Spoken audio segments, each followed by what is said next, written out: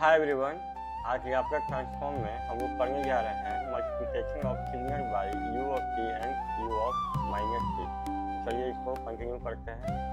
यहाँ transform multiplication of signal by step signal U of T and U of minus T. आज हम लोग यही करेंगे, तो चलिए इसको कंटिन्यू करते हैं। इससे पहले आज हम लोग जानेंगे कि यू ऑफ टी क्या होता है और यू ऑफ माइनस टी क्या होता है। उसके बाद इसको ग्राफ में मल्टीप्लाई करेंगे। ये आपको पहले भी बताया गया है, एक बार फिर से इसको रिवाइज कर दे रहे हैं। देखिए, यू ऑफ टी, यही यू ऑफ टी का ग्राफ है और इसको हम लोग बोलते हैं स्टेप सिग्नल। क्या बोलते हैं हम लोग? Step signal. तो क्या होता क्या है कि यू ऑफ टी ग्राफ का वैल्यू अगर आप देखेंगे, ये टाइम है, ये टाइम एक्सिस है, ये वाला टाइम एक्सिस है। तो अगर आप देखेंगे तो टाइम एक्सिस में अगर आप t का वैल्यू ग्रेटर देंगे या इक्वल टू 0 लेंगे तो यू ऑफ t का जो वैल्यू है हमेशा 1 है, कांस्टेंट वैल्यू है। यहाँ टाइम का वैल्यू 0 है, 1 है, 2 है, 3 है, 4 एंड सो ऑन। अगर टाइम का value greater than equal to 0 लेंगे तो यू ऑफ t का वैल्यू क्या होगा? हमेशा 1 होगा। अब किसी भी टाइम पे देखिए, टाइम t इक्वल टू 1 पे यू ऑफ t का वैल्यू 1 है, टाइम t इक्वल टू 3 पे यू ऑफ t का वैल्यू क्या है? 1 है। अब किसी भी टाइम पे वैल्यू लेंगे ग्रेटर देन 0 पे तो यू ऑफ t का वैल्यू 1 होता है। अगर आप टाइम का वैल्यू लेस देन 0 लेंगे, t लेस देन 0, अगर t लेस देन 0 लेंगे तो इधर यू ऑफ t का वैल्यू क्या है? 0 है। तो यहाँ ग्राफ इसको सेंटेंस में भी लिख दिया गया है कि यू ऑफ t का वैल्यू 1 होगा और t greater than equal to 0 और इसका वैल्यू 0 होगा t लेस देन 0। आपको यू ऑफ टी ग्राफ दिया गया है और आपको स्केच करना है यू ऑफ माइनस टी। तो ये क्या है? टाइम रिवर्सल का केस है। ये क्या चीज है? टाइम रिवर्सल का। टाइम रिवर्सल का ग्राफ आप कैसे ड्रॉ करते हैं आपको बताया गया है। क्या करते हैं आप? ब्रैकेट के अंदर के टर्म को 1 के बराबर करके, तो ब्रैकेट के अंदर क्या है? माइनस टी है, तो इसको 1 के बराबर करोगे बाबू तो टी का वैल्यू कितना आएगा? -1। अब क्या करते हो? ये -1 जो है आप टाइम एक्सिस में क्या करते हैं? इसको मल्टीप्लाई करते हैं। तो करिए, -1 हर जगह मल्टीप्लाई होगा, सारे जगह इसको मल्टीप्लाई करना है आपको। आगे भी वैल्यू होगा, सब जगह मल्टीप्लाई करेंगे तो ये वैल्यू आएगा कितना? ये वाला वैल्यू आएगा 0, ये आएगा -1, -2, -3, -4 और अगर इनफाइनाइट तक जाएगा तो इधर आ जाएगा माइनस इनफाइनाइट तक। पर अब यू ऑफ माइनस टी का जब ग्राफ आप ड्रॉ करेंगे टाइम एक्सिस में आपको क्या क्या वैल्यू दिखेगा? ये है आपका you of minus T. Time axis में यही वैल्यू दिखेगा, 0, -1, -2, -3 अप टू माइनस इनफाइनाइट तक। 0, -1, -2, -3, -4 अप टू कहाँ तक? माइनस इनफाइनाइट तक। अब 0 पे वैल्यू तो यही रहेगा, वैल्यू में कोई चेंज होता नहीं है, आपको पहले भी बताया गया है। 0 पे वैल्यू होगा 1, -1 पे वैल्यू होगा 1, -2 पे भी वैल्यू होगा 1, -3 पे भी 1 और -4 पे भी 1, आपको माइनस इनफाइनाइट पे भी वैल्यू क्या? 1। पर अब यू ऑफ माइनस टी का जो वैल्यू होगा वो हर जगह 1 होगा। तो इसका ग्राफ कुछ ऐसा होगा बुआ, देखिए ये लाइन क्या है? 1 का लाइन है।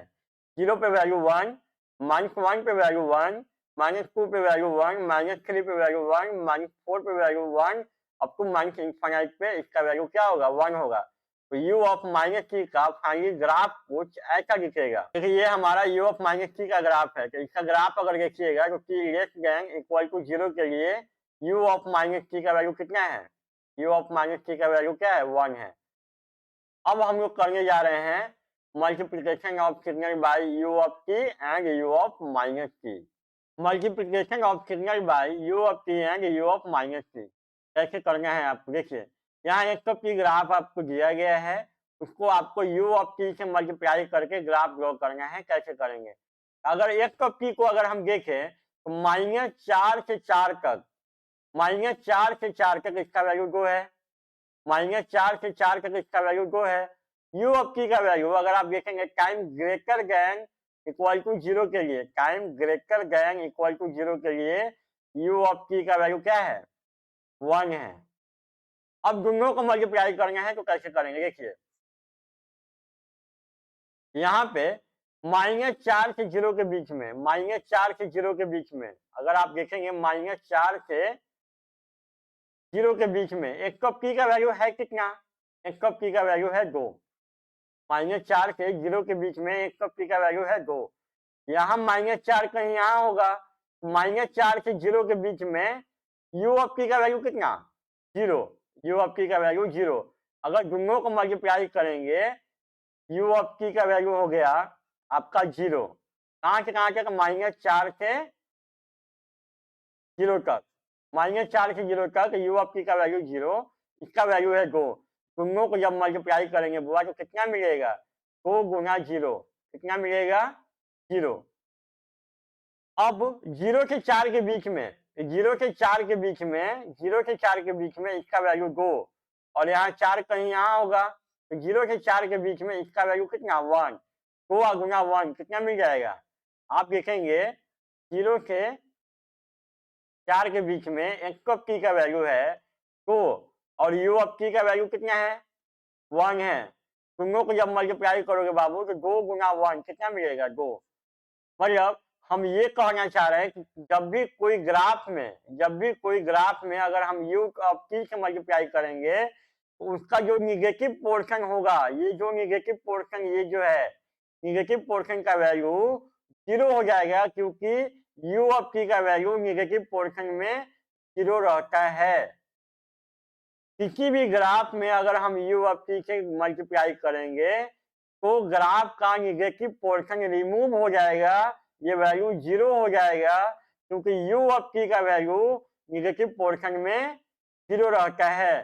तो अगर 1 cup t Guna u of t का अगर हम ग्राफ ड्रॉ करें तो इसका ग्राफ कुछ ऐसा दिखेगा। ये हमारा 1 cup t Guna u of t का ग्राफ है। देखिए इस ग्राफ में ये जो निगेटिव पोर्शन जो यहाँ पे था, ये वाला पोर्शन हम लोग रिमूव कर दिए हैं। ऐसा इसलिए क्योंकि दोनों को जब मल्टीप्लाई करेंगे तो यहाँ पे वैल्यू तो 2 है लेकिन यहाँ पे वैल्यू 0 है, तो 2 गुना 0 0, मतलब निगेटिव पोर्शन में ग्राफ नहीं रहेगा। तो u ऑफ t से जब मल्टीप्लाई करेंगे पॉजिटिव पोर्शन जैसा है वैसा ही रहेगा, बस निगेटिव पोर्शन रिमूव हो जाएगा। देखिए यहाँ 1 कप टी है, इसमें क्या करना है आपको? u ऑफ -t से मल्टीप्लाई करना है। तो कैसे करेंगे? देखिए यहाँ 0 से 4 अगर आप देखेंगे, 0 से 4 के बीच में इसका वैल्यू है 2, यहाँ 0 है, यहाँ 4 है कहीं यहाँ पे, तो यहाँ 0 से 4 के बीच में इसका वैल्यू क्या है? u ऑफ -t का वैल्यू है 0। तो दोनों को जब मल्टीप्लाई करेंगे, यहाँ वैल्यू है 2, यहाँ वैल्यू है 0, दोनों को जब मल्टीप्लाई करेंगे वैल्यू कितना मिलेगा? हमें 0 मिलेगा। कहने का मतलब ये है किसी भी ग्राफ में अगर आप u ऑफ -t से मल्टीप्लाई करते हैं, ग्राफ का जो पॉजिटिव पोर्शन जो है, ये वाला पोर्शन है, इसका वैल्यू क्या हो जाएगा? इसका वैल्यू हो जाएगा 0। पॉजिटिव पोर्शन ग्राफ में नहीं दिखेगा। ऐसा इसलिए क्योंकि u ऑफ -t का पॉजिटिव पोर्शन में वैल्यू रहता है 0। अब आते हैं निगेटिव पोर्शन में, -4 से 0, -4 से 0 इसका वैल्यू है 2, -4 से 0 इसका वैल्यू है 2, यहाँ -4 कहीं यहाँ होगा, तो -4 से 0 के बीच में इसका वैल्यू क्या है? 1 है। 2 गुना 1 अगर हम करेंगे तो वैल्यू मिलेगा 2।